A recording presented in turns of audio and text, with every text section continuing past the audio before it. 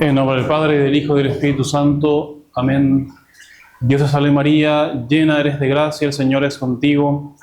Bendita tú eres entre todas las mujeres y bendito es el fruto de tu vientre, Jesús. Santa María, Madre de Dios, ruega por nosotros pecadores, ahora y en la hora de nuestra muerte. San José, Ruega por nosotros. San Pío X, ruega por nosotros. En el nombre del Padre, del Hijo y del Espíritu Santo. Amén.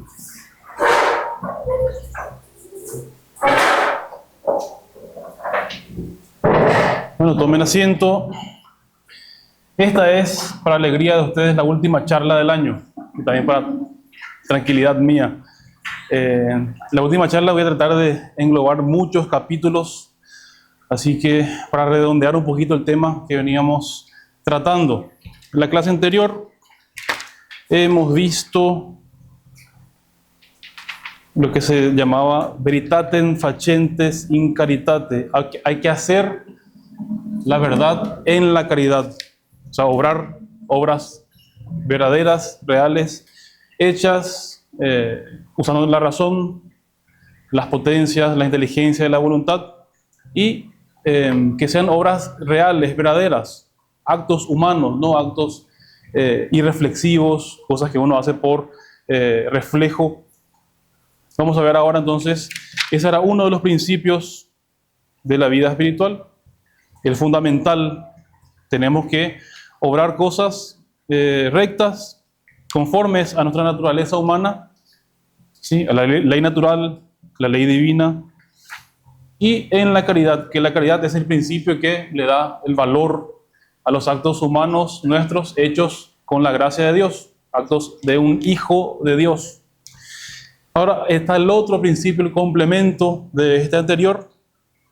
Lo que vimos en la clase pasada, la última que vimos, era el principio fundamental. Ahora hay un principio de desarrollo, principio propio del crecimiento de la vida espiritual. Don Columa va a tratar de este capítulo hablando del progreso nuestro sobrenatural en Jesucristo. O sea, hay una ley de progreso indefinido, se podría decir, en la vida espiritual. Es progresista la vida espiritual, en el sentido que tiene que siempre ir adelante, no puede retroceder, tiende a crecer. Yo les ponía en la pizarra que la vida espiritual, como toda vida, se llama vida, cualquier vida tiende a crecer, a desarrollarse, a tener un desarrollo en el tiempo. Tiene esta ley de progreso en la vida espiritual, donde con actos que son propios nuestros, que ya hemos visto, actos sobrenaturales, actos hechos con las potencias humanas, claro, guiados por la luz de la fe, movidos por la caridad, hacen que podamos crecer. Es como un bebé. El bebé nace y tiende de suyo a crecer, si no tiene ningún obstáculo. Si uno no le alimenta y lo cuida, tiende a crecer.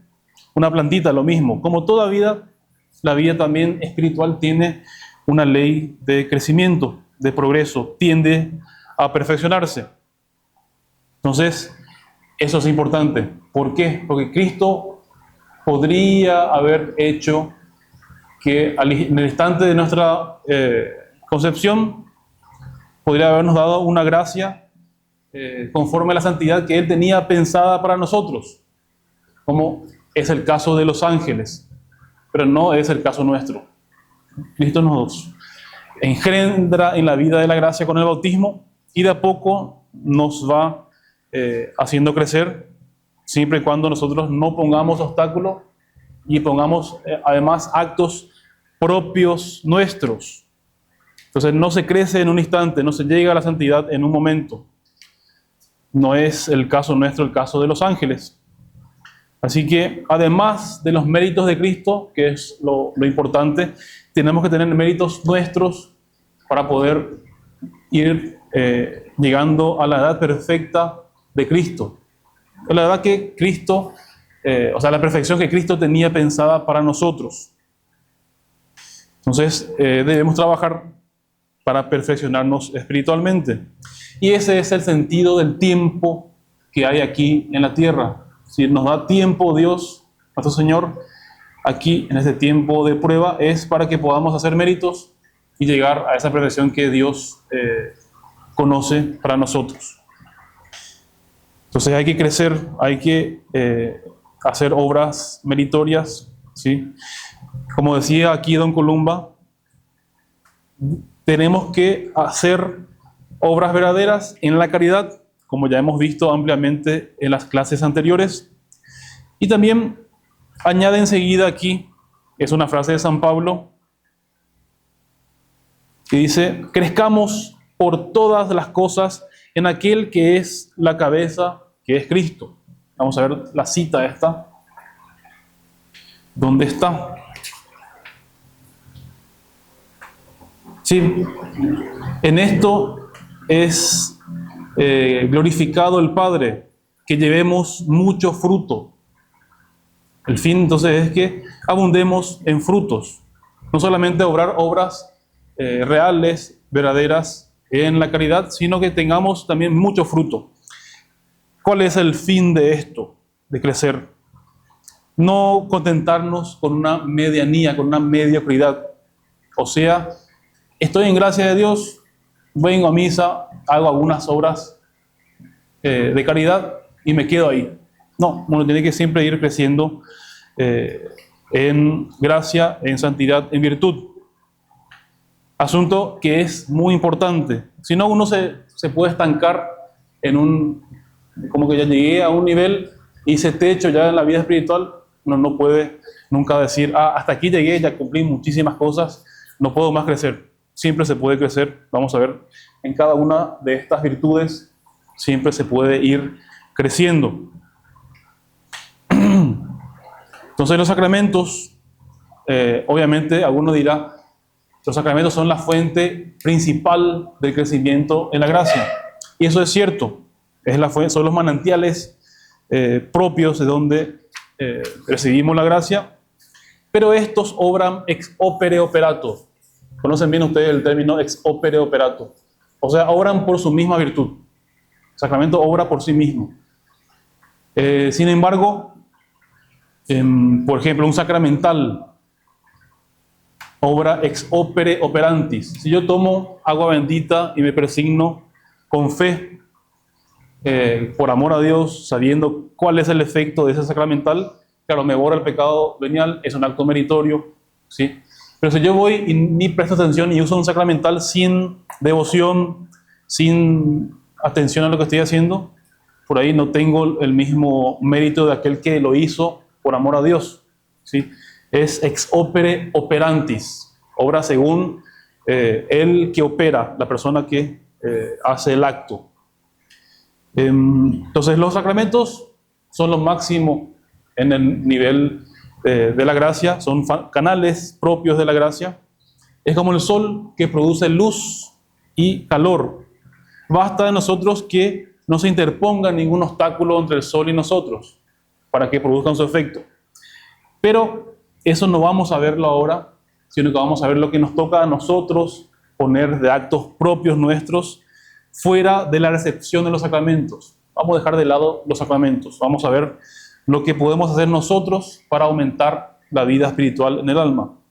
Entonces ahí está el ejercicio de las virtudes. En el punto número 1 puse ejercicio de las virtudes. Sobre todo se crece con las virtudes, las principales, las virtudes que podemos decir teologales. Y en eso de Columba se fija mucho en las oraciones litúrgicas de la Iglesia. Se pide en las colectas, en muchas colectas de la Santa Misa se pide a Dios que nos aumente la fe, la esperanza y la caridad. Vamos a ver después por qué se piden esos aumentos, porque no podemos nosotros mismos merecer el aumento en virtudes teologales. Dios tiene que infundirme ese aumento. Lo que sí podemos hacer es disponer, por nuestros actos meritorios, disponer ese crecimiento que viene de Dios. ¿Sí? Son cosas que vienen de Dios. Entonces, entre las virtudes que tenemos que obrar, en primer lugar están las teologales. Claro, Dios tiene a Dios por objeto, entonces son las más elevadas que existen. Y además hay una jerarquía interna en esas virtudes teologales.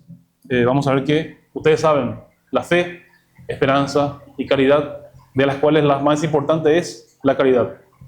Es la única que permanece incluso en el cielo.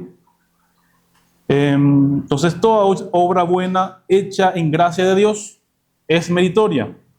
Si vamos haciendo muchas obras meritorias, crecemos también en gracia, aumenta el mérito, crecemos en gracia, se hace más poderosa la gracia en el alma y también con la gracia aumenta el nivel de gloria futura. Eso es lo que San Pablo dice claramente. Vamos a ver, leer la cita que es interesante. 8.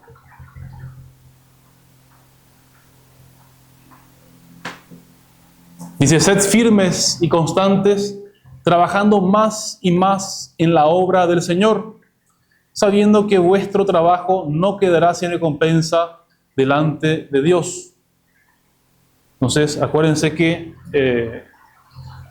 la gloria en el cielo, el nivel de gloria que tengamos en el cielo, va a ser proporcional al nivel de gracia con que salimos de este mundo. Para poner en términos así como de temperatura. Si yo salí de este mundo con un grado de gloria de 80 grados, de gracia quiero decir, mi grado de gloria en el cielo va a ser también de 80 grados. Ya no se podrá crecer. Entonces por eso es importante aprovechar el tiempo aquí y hacer obras meritorias y crecer lo más posible en gracia en este tiempo de prueba. Entonces hay que hacer cosas en la vida espiritual. Don Columba va a poner aquí una analogía, una comparación con las cosas naturales. Así como, por ejemplo, en el hombre, la misma naturaleza hace brotar ciertas facultades. La inteligencia, la voluntad, la sensibilidad, la imaginación, que son para nosotros principios de acción, son potencias de operación. O sea, que hacen que podamos obrar plenamente como hombres. Tenemos inteligencia, voluntad, podemos hacer un acto propio de seres humanos. Entonces, así como la misma naturaleza humana hace brotar potencias de operación, principios de operación, así también la gracia santificante informa al alma y nos da como un ser nuevo, ¿sí? Nos da un ser de hijos de Dios. Ese ser de hijos de Dios me da derecho, o sea, me da las potencias para poder obrar como un hijo de Dios. Entonces, está siempre esa relación que yo ya les expliqué, que el ser está primero, después viene el obrar en las cosas de la vida espiritual y también las cosas naturales.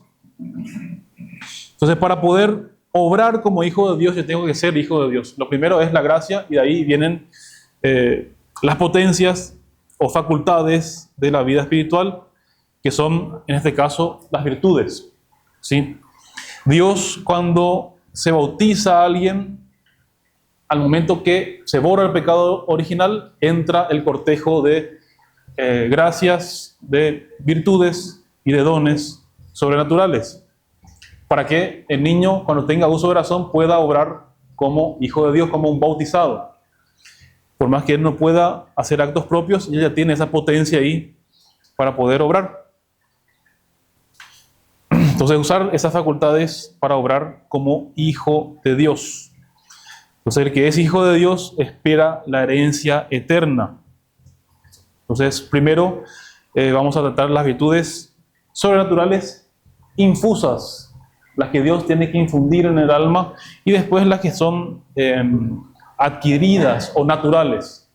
Vamos a ver también que hay una buena relación entre ambas virtudes, como que se van potenciando una a otra. Entonces, primero, explicar cada término de las virtudes aquí sobrenaturales e infusas. Entonces, el mismo término, Don Columba lo va a explicar bien precisamente. En cuanto a la palabra virtud, viene de la palabra latina fuerza. Es una fuerza de operación en el alma, que me permite a mí obrar cosas para la vida espiritual. Y como tal, como virtud, ¿sí? Es una fuerza, un principio de operación. Entonces pertenece a nosotros como si fuera un hábito estable. No es una cosa momentánea, transitoria, es una virtud, o sea, algo que está estable en el alma, que me permite hacer actos agradables a Dios. Y eso también es importante destacar, de manera rápida, fácil y deleitable. Eso es lo que hace la virtud. O incluso cualquier hábito que tengamos. Por ejemplo, que tiene un hábito malo. El hábito malo es el vicio. Tiene una rapidez, facilidad y deleite en hacer las cosas malas. Le sale como si fuera una segunda naturaleza. Lo mismo el santo o el virtuoso. Las obras buenas las hace de manera fácil, rápida y deleitable. Todo eso hace la virtud. En este caso son virtudes, principios o energías que hay en el alma para poder obrar cosas. ¿Por qué se dice sobrenaturales? Porque no tienen su principio en nosotros, ¿sí? No tienen origen en nosotros, sino que nos hacen obrar en vistas a un fin que supera la proporción de nuestros actos naturales. Claro, uno puede pensar eso, ¿cómo puede ser que Dios me premie con el cielo haciendo obras que son humanas? Porque no son humanas, son obras que son hechas a modo divino, porque tengo ese principio divino en mi alma, que es la gracia, de la cual brotan las virtudes que ya les he dicho. Entonces no tienen principio en nosotros y hacen obrar cosas en vistas a un fin que está infinitamente más arriba que la proporción natural de nuestros actos. Entonces sobrepujan las exigencias naturales nuestras. Eso es la parte que hay que saber aquí. Cuando yo estoy en gracia de Dios y obro un acto meritorio, ese acto me merece el cielo, porque estoy obrando según un principio divino. ¿Y por qué son infusas? Porque Dios tiene que infundir directamente esas virtudes en el alma. Lo hace en el día del bautismo, ¿sí? Cuando recibimos la gracia santificante y también con cada aumento de gracia o con cada vez que recuperamos la gracia en una buena confesión. Dios tiene que infundir esas virtudes en el alma. Y ahora vamos a ver un poquito las diferencias que hay con las virtudes que son naturales. Virtudes, vamos a poner, esas son sobrenaturales, esas son naturales. Están en el plano nuestro aquí de la tierra. Y aquí, como son virtudes, tienen la misma significación, son hábitos que el hombre adquiere y desarrolla por su propio esfuerzo, por la repetición de actos. Incluso el más ateo de los hombres puede tener virtudes naturales o adquiridas. Por ejemplo, hay hombres que no creen en Dios, pero son en cierta medida prudentes, son fuertes, pueden ser disciplinados, caritativos, o sea, filántropos. Eso se da por una repetición de actos que en ellos crea un hábito estable, que es la virtud natural. ¿Sirve para alguna cosa esto? Sí, tiene valor. Tiene valor como base para la gracia, ¿sí?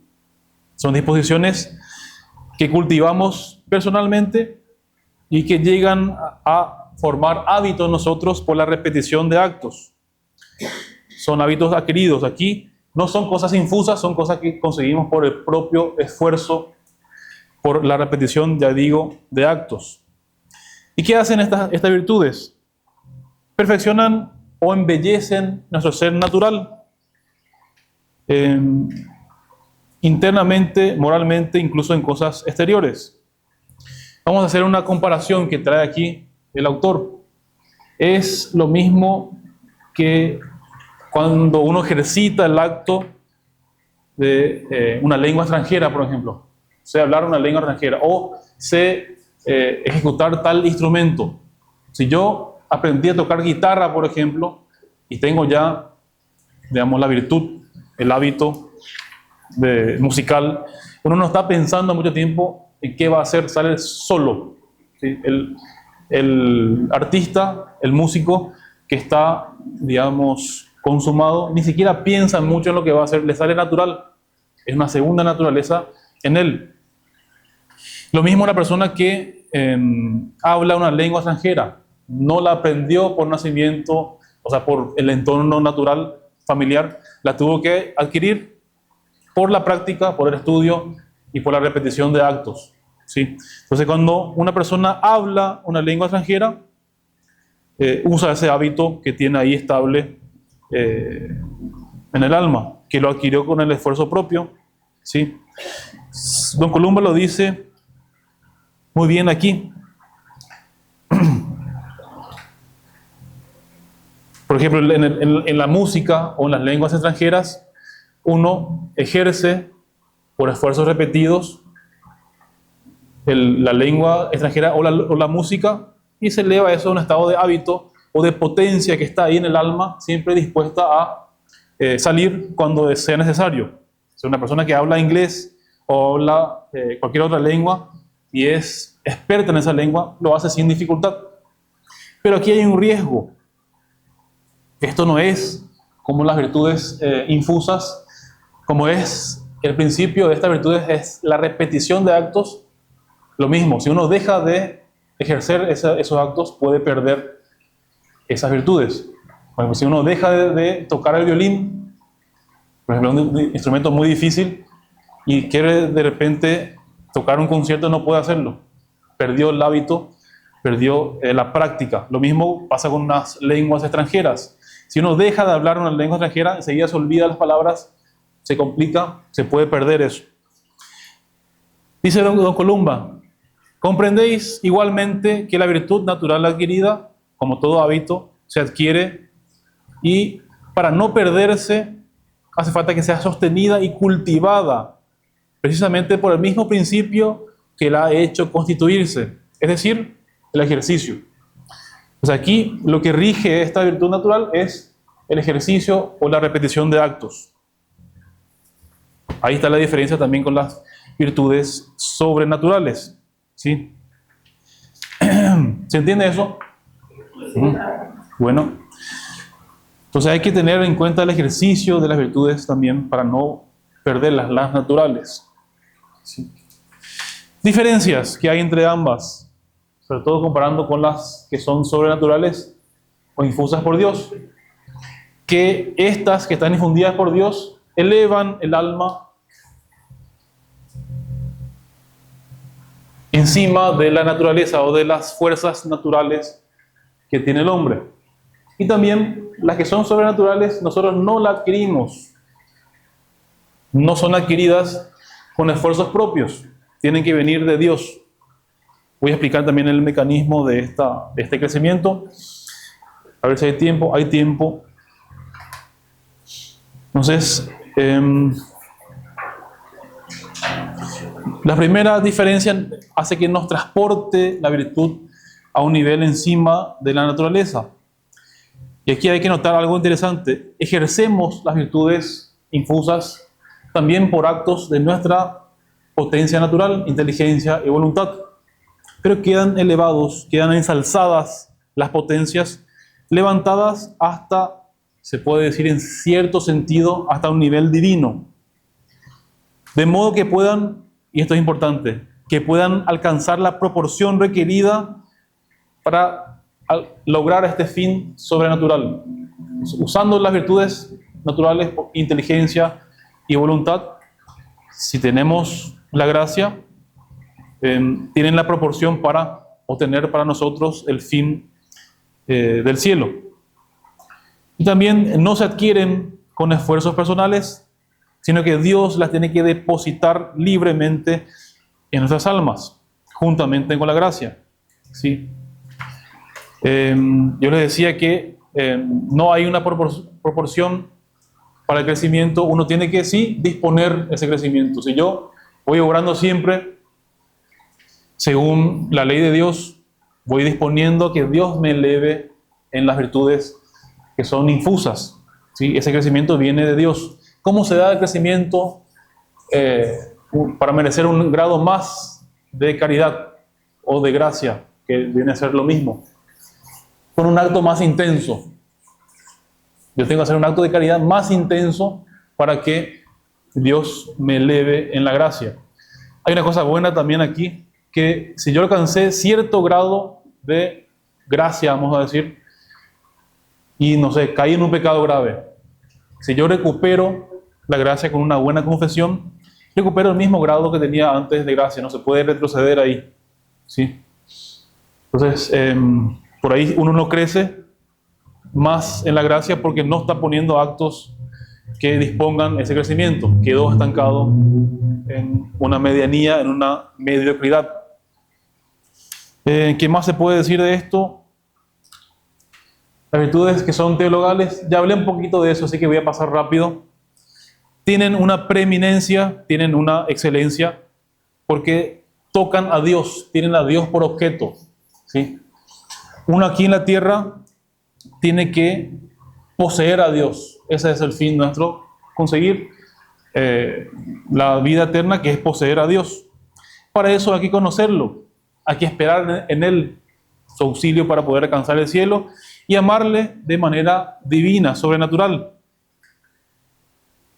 Tienen primacía estas virtudes porque son obviamente las más eminentes. Es lo mejor que podemos hacer para realizar la cualidad nuestra de hijos de Dios. O sea, para ser hijos de Dios, tenemos que conocer a Dios tal como Él se ha revelado. Esa es tarea de la fe. Tenemos que esperar en Él y en la felicidad que Dios nos promete, que es ciertamente difícil de alcanzar aquí en la tierra. Por eso hace falta apoyarnos en las promesas de Dios, en el auxilio divino.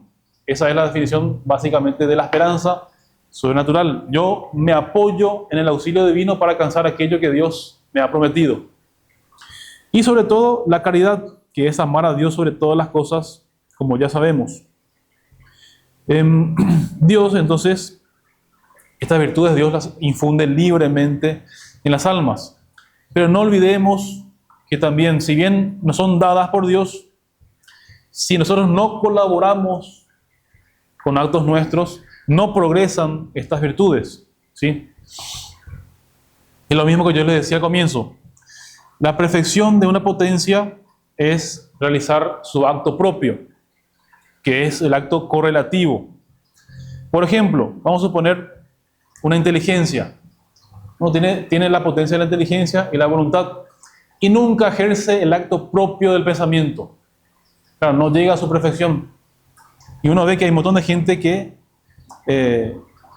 tiene las potencias, pero permanecen inertes, como que no piensan, no ejercen los actos intelectuales. Entonces, si uno jamás produce un acto de pensamiento, nunca alcanza el fin, esa potencia natural, y tampoco alcanza su perfección, la que le es debida.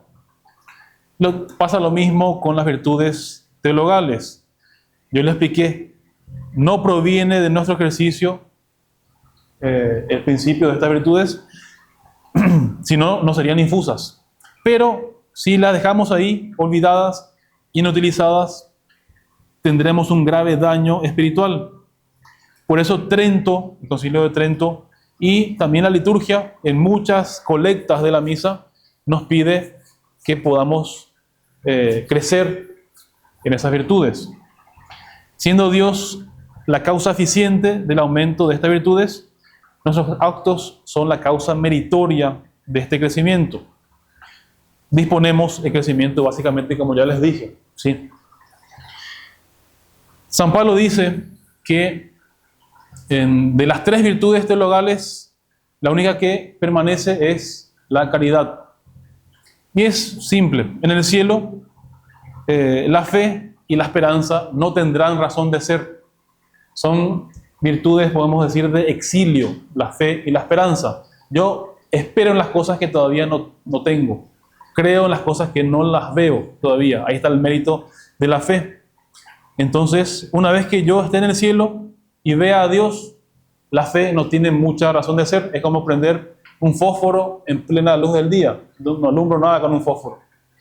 El fósforo me sirve en un cuarto oscuro, ¿sí?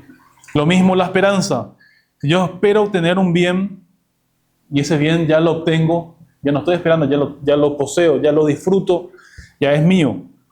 Y va a pasar eso en el cielo. Esas virtudes van a permanecer cambiadas, se puede decir. Monseñor Lefebvre dice también que van a permanecer en cierto sentido, pero cambiadas. Ya no tendrán su razón de ser, pero estarán ahí. La caridad sí va a permanecer, dura para siempre, comienza aquí con la gracia, amando a Dios, y se perfecciona en el cielo con la gloria. Entonces, ¿por qué es más excelente que toda la caridad? Porque acompaña, vamos a decir así, las otras virtudes. Y también les da un nuevo brillo, una eficacia nueva y un nuevo principio de mérito. También importante, si es que tenemos la intención explícita de amar a Dios, obrando cualquiera de las virtudes. Yo puedo hacer un acto de caridad y no pensar mucho en agradar a Dios con eso. Claro, si estoy en gracia de Dios, ese acto tiene su mérito. Pero si yo lo hago de manera explícita, ¿sí? Un acto de templanza, por ejemplo, no sé, con la intención de amar a Dios, además del mérito del acto de templanza o del acto que sea, yo tengo el mérito de la caridad, que le da un nuevo brillo a ese acto que yo estaba haciendo. Y aquí vamos a leer dos ejemplos que trae Don Columba de San Francisco de Sales, que él lo llama simplemente el doctor eminente de la vida interior. Y lo va a decir aquí de la diferencia que hay entre dos almas. Vamos a ver lo que dice el autor. Dice la cita del Tratado del Amor de Dios.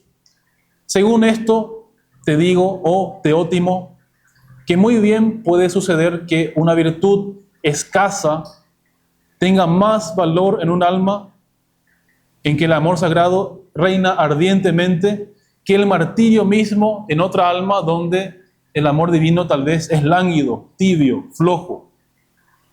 Y así se explica, dice el autor, las simplicidades, abyecciones, humillaciones en que los santos se han complacido tanto en ocultarse y poner su corazón al abrigo de la vanagloria, por haber sido hechas con una eminente arte y ardor de caridad celestial.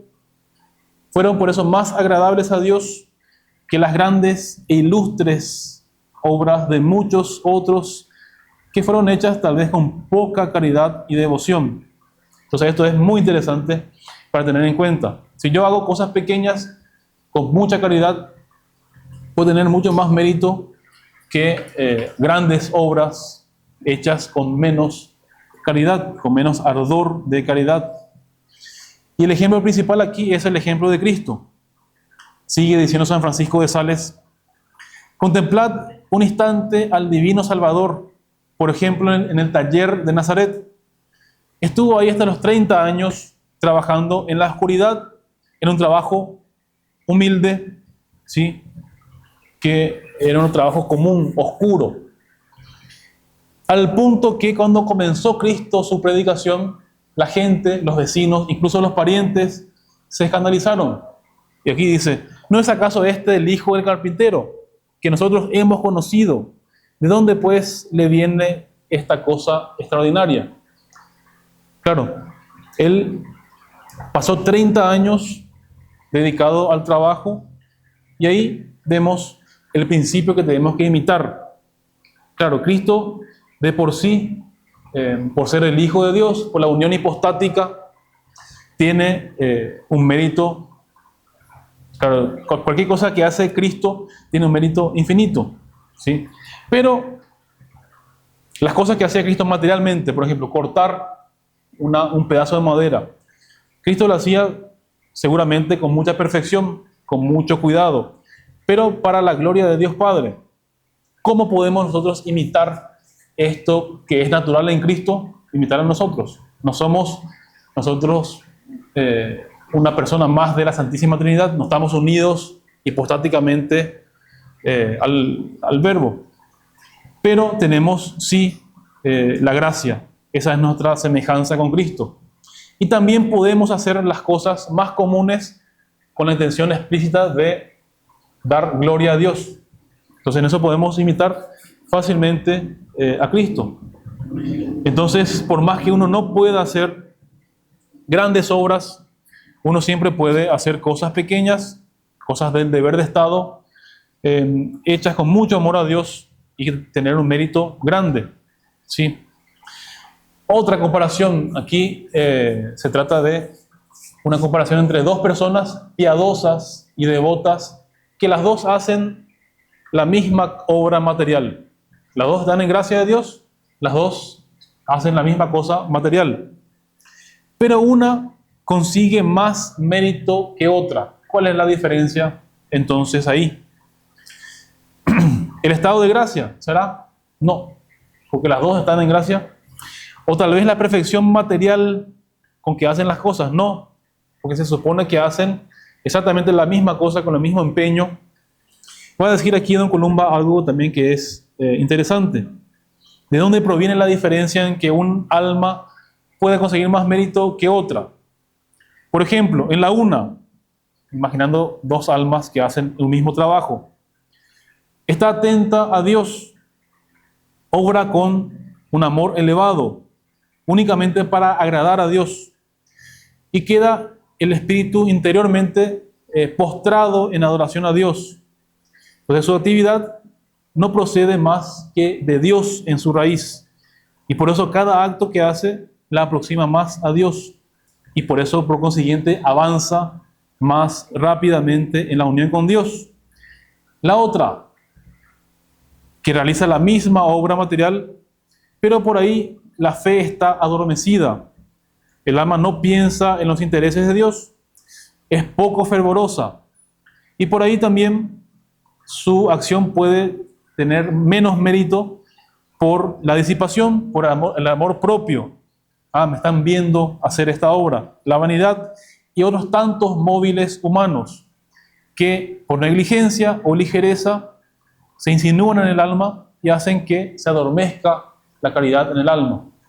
Eso nos puede pasar a todos. Entonces, es el secreto de la diferencia enorme que hay entre dos almas que hacen exteriormente la misma cosa. Entonces, la caridad es la que regula la vida divina en nosotros. Todo lo que hagamos tenemos que tener la intención, si es posible, explícita de amar a Dios, de agradar a Dios. Entonces la caridad es el motivo aquí de crecimiento en la vida, en el progreso en la vida espiritual. Pero uno podría preguntarse también, ¿me siguen hasta ahí? Sí. Uno podría preguntarse, claro, si la caridad es el principio mayor de crecimiento en la vida espiritual, luego puede ser que no sirvan las otras virtudes. ¿Para qué están las otras virtudes? No sirven para nada. Sería errado pensar en eso. Son también necesarias las virtudes morales. ¿Para qué? Entonces la caridad es la virtud más preeminente aquí en el crecimiento de la vida espiritual. Y esa objeción, entonces, si es la mejor, la más elevada, ¿para qué las otras virtudes? Son como custodios de la caridad. ¿Sí? Las virtudes morales vienen a ser estas, son la guardia de la caridad. Y el principio aquí es que la caridad, por ser más eminente, está más expuesta.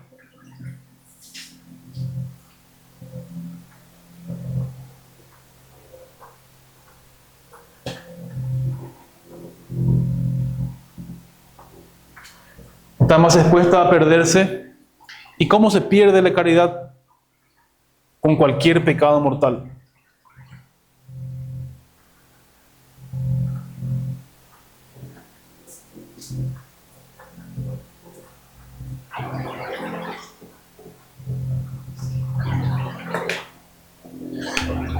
Entonces, hay que saber aquí,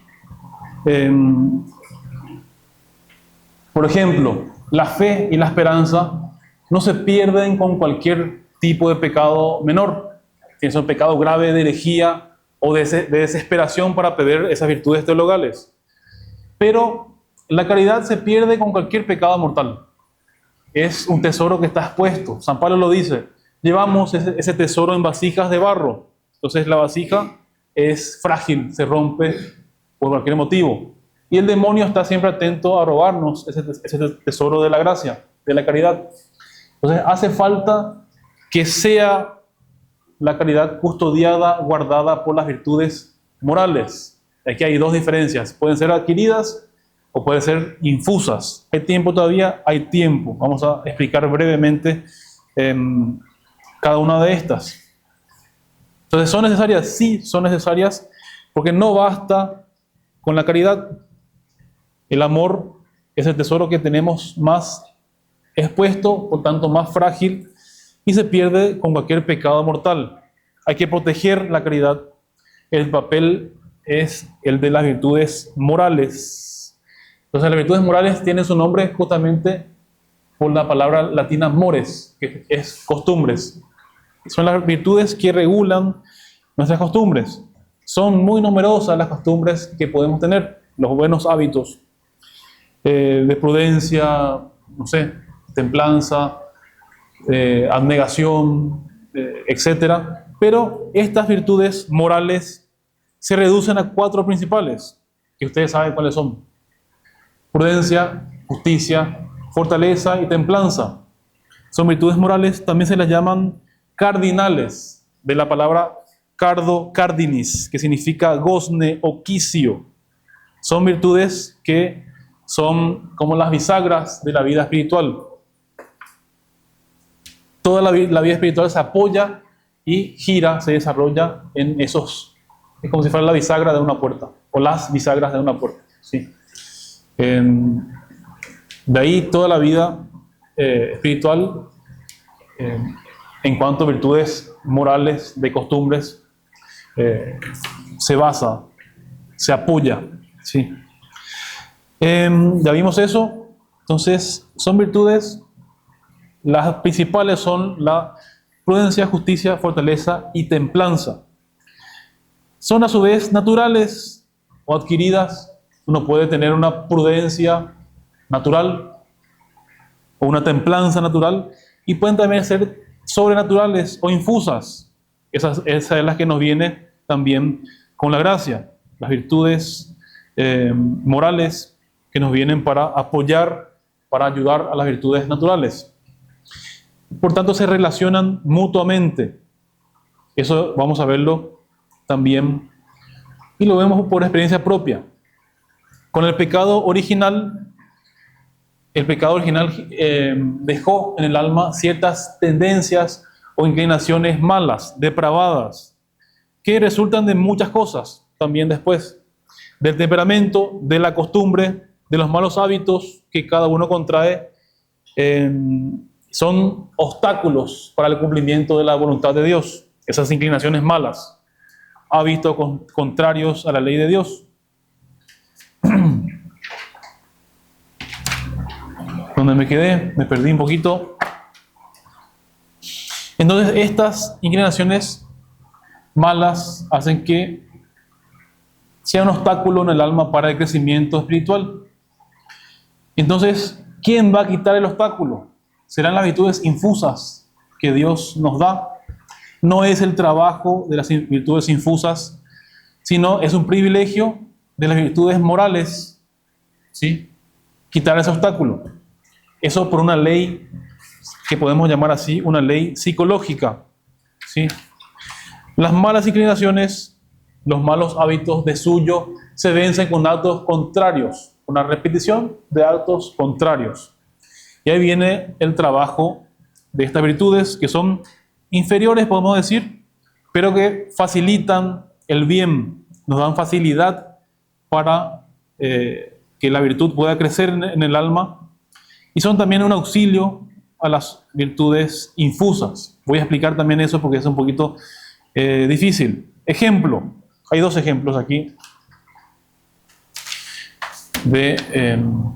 Por ejemplo, cualquier persona con pecado original, todos nosotros, llevamos una inclinación a placeres malos, sensuales. Entonces, ¿puede un hombre, obedeciendo a su razón natural, hacer esfuerzos para abstenerse de los excesos y el abuso de estos placeres? ¿Cómo lo hace? Multiplicando entonces actos de templanza. Si esta persona hace muchos actos de templanza, adquiere una templanza o un hábito de templanza natural, que es una facilidad para abstenerse de los excesos en los placeres, ¿sí? Que es en esta persona una virtud, o sea, una fuerza de resistencia. Esta es puramente natural, ¿sí? Entonces, si este hombre, vamos a suponer, no posee la gracia santificante, esa templanza queda en el plano natural y no va más allá, queda como una defensa de la vida natural.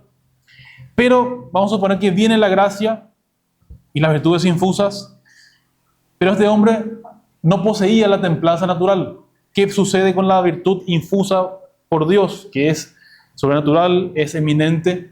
Va a encontrar un montón de trabajo para desarrollarse. El alma no tenía cultivada la templanza natural. Entonces, claro, se ve, digamos, en dificultad la virtud para crecer. El ejemplo típico es, no sé, se convirtió un borrachito, un borracho que estaba acostumbrado a emborracharse y tiene ese vicio, y de repente tuvo una gracia, se confesó con mucho dolor de los pecados, pero el borrachito no tenía la templanza natural. Entonces está expuesto él a tener muchas caídas, porque no tiene esa base natural de la templanza, que por ahí otro, vamos a poner incluso un ateo, que tiene un buen natural y adquirió virtudes naturales, no tiene esa dificultad. Entonces ahí, por ahí se explica también por qué hay almas que se confiesan con mucho dolor de los pecados y después van y caen otra vez. No tienen esa base de la virtud moral natural o adquirida, ¿sí? Pero también, entonces, si es que la persona tiene la virtud natural o el hábito de lo que sea, de disciplina, de puntualidad, de templanza natural, eso ayuda a la gracia. La gracia se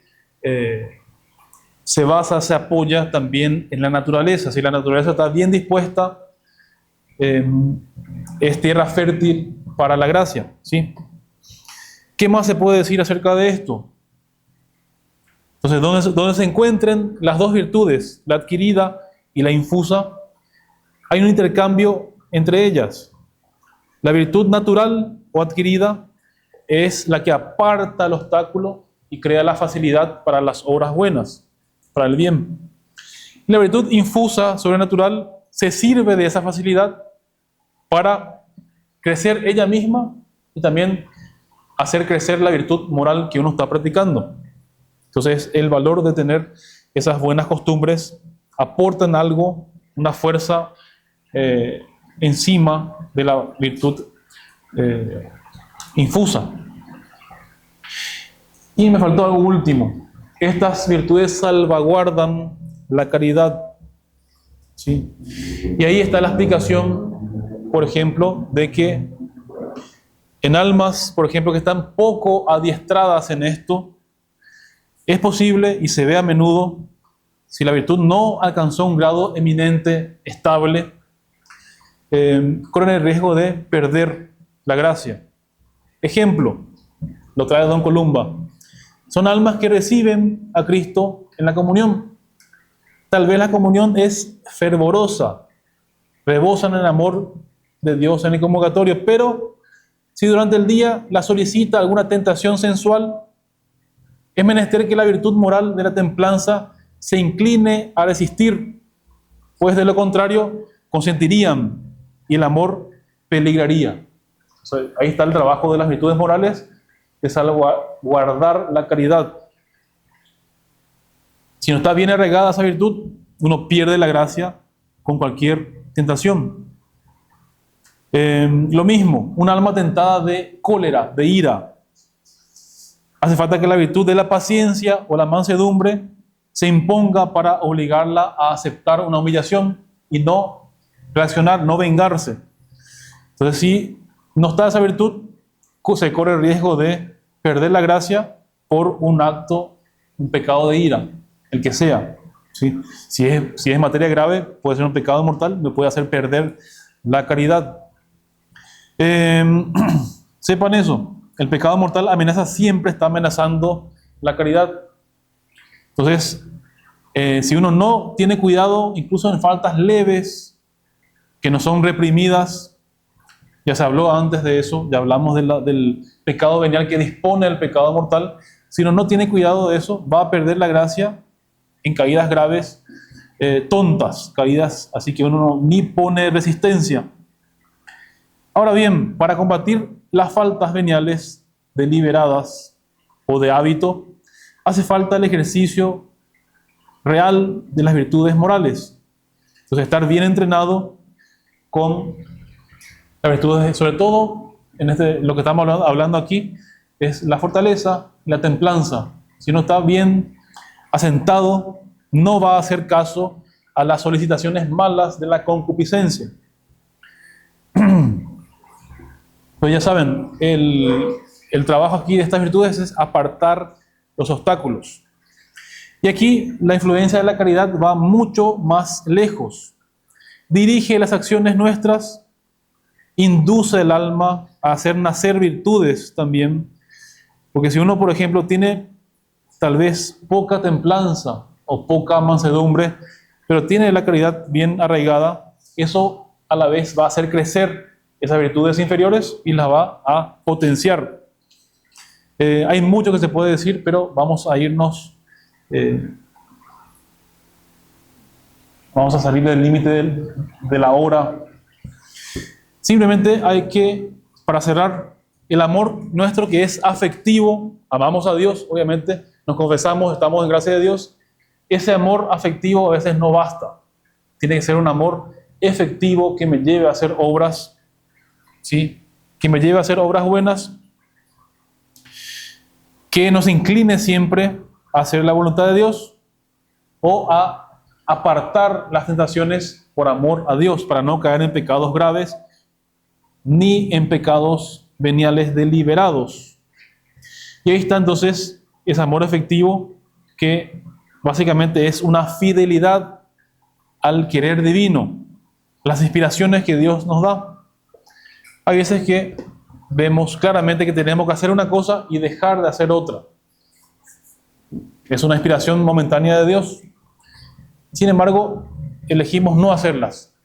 Ese no deliberado y consciente a la inspiración de la gracia nos puede hacer llevar a pecados veniales, obviamente, y después a pecados graves. Yo no puse resistencia en el comienzo, luego no lo voy a poner en el final. Y aquí hay que estar bien entrenados. Y termino con esto.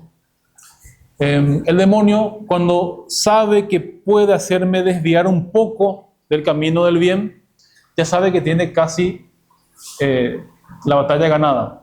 Porque después me puede estirar del todo hacia el mal. El demonio comienza siempre con una apariencia de bien, con algo tal vez insignificante, algo indiferente. Pero si sabe que yo cedí un poquito y me desvié del camino del bien, sabe que después él puede llevarme del todo al pecado mortal. Pues ahí está la importancia de poder detectar los peligros que hay para la caridad y atacarlos con las virtudes morales, ya sean estas infusas o adquiridas. Ya vimos que se potencian una a otra. Entonces, no dejarle lugar al demonio. Cuidado que el demonio comienza de menos a más, porque tal vez si insinúa o sugiere el mal de manera directa o grosera, sabe que el que tiene hábito de confesarse y estar en gracia de Dios le va a poner resistencia. Así que hay que estar atentos a esas insinuaciones del demonio que va a incitar la concupiscencia nuestra, el mundo también que va a incitar nuestra concupiscencia, sobre todo para poder decirle no. Y el que está bien plantado en esto puede resistir a cualquier tentación y puede salvaguardar su caridad. No solamente eso, puede crecer en caridad, ganar méritos para la vida eterna. Dejamos ahí. ¿Alguno tiene alguna pregunta acerca de esto? No, Suponga que uno llega a un grado, entre comillas, en cuanto a personas, virtudes morales, y con una interpretación de la rama mal, y si pasa mucho tiempo de abandono por vergüenza, por lo que sea, por la calidad uno queda en ese grado, por el video que en el grado que quedó. ¿En la tiene que empezar diciendo de nuevo o...? y ahí va a depender del tiempo que estuvo en el pecado, ¿sí? Del hábito que pudo generar. Vamos a poner, hay casos de eso, ¿sí? Una persona que era asidua en la misa, vivía en gracia de Dios, luego cayó, no sé, pongo el ejemplo más drástico, se concubinó y estuvo ahí. Y después de años salió de eso, tal vez le va a costar mucho, claro, la templanza, ciertos combates a la concupiscencia, ¿sí?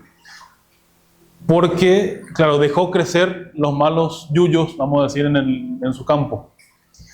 Y esas cosas sí, suceden así. Si uno, como son cosas de repetición de actos, si yo dejé de practicar la templanza y practiqué el vicio, el que sea, voy a inclinarme siempre a ese vicio. Santo Tomás dice que tanto la virtud como el vicio generan una segunda naturaleza en el alma, como si fuera una segunda naturaleza. Yo termino obrando por esa inclinación, es como un otro yo que me inclina y me lleva a ese acto. Entonces, para vencer actos de ese tipo, por ejemplo, el acto, me puso uno gravísimo, hay que vencerlo con otros actos más intensos, contrarios. Ahí está lo difícil. Eso puede costar años, ¿sí? Y puede costar lágrimas, sangre, sudor y lágrimas. Pero si uno se sobrepone, puede, claro, controlar eso y crecer otra vez en la virtud. Entonces, ¿qué pasa con eso? Es como el alma que recuperó la gracia, pero perdió ese vallado de las virtudes morales, eso que yo le decía. Voy a redondear aquí.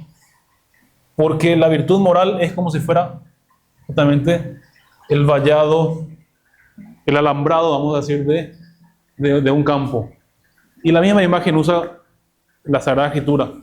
Israel es como un campo, la viña del Señor.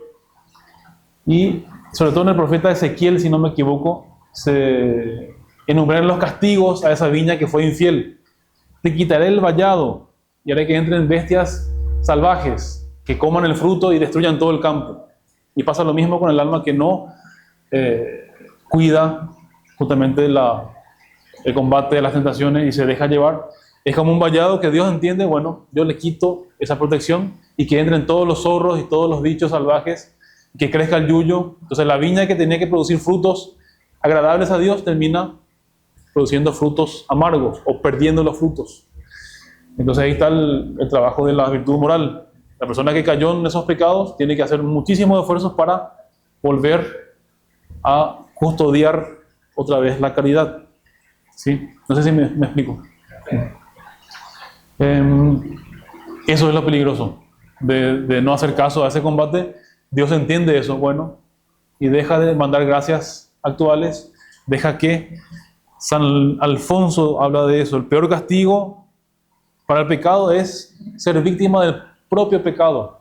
Es que Dios le deje a la persona a merced de sus vicios. El peor castigo del pecado es el pecado mismo. Entonces ahí se va como, sí, asentando el pecado, el vicio, y claro, la persona ya está como atrapada, está sin protección contra las sugestiones al mal. ¿Sí? ¿Alguien tiene otra pregunta? ¿No hay nada de Copito esta vez? ¿La mamá de Copito? Mira, hermano, mira, todo eso para crecer, para que Así que todo se aplica a la mamá de Copito, se aplica todo.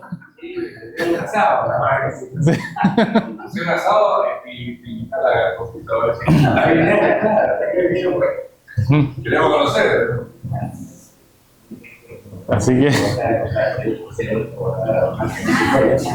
muy bien, dejamos ahí y rezamos.